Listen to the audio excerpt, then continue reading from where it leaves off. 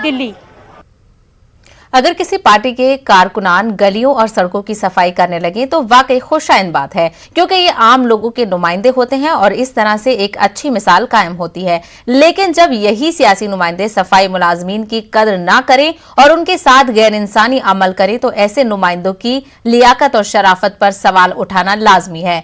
मुंबई में शिवसेना लीडर दिलीप लांडे का एक वीडियो वायरल हो रहा है, जिसमें शिवसेना कारकुनान से नाले की सफाई कर रहे हैं और उसी बीच बीबीएमसी के कॉरपोरेटर की आमद होती है तो सारा गुस्सा उस कॉरपोरेटर पर उतारा जाता है और गैर इंसानी हरकत रोनुमा होती है। दरअसल शिवसेना लीडर दिलीप मंडल अपने कारकुनों को हुक्म देते हैं कि कॉरपोरेटर के जिस्म पर नाले से निकाली गई गलाजत डाल दी जाए। कॉरपोरेटर मुस्तकिल इल्तिजा करता रहा कि उनके आला अफसर से बात की जाए, लेकिन शिवसेना लीडर दिलीप मंडल के दिल में रहम नाम की कोई चीज नहीं पाई गई।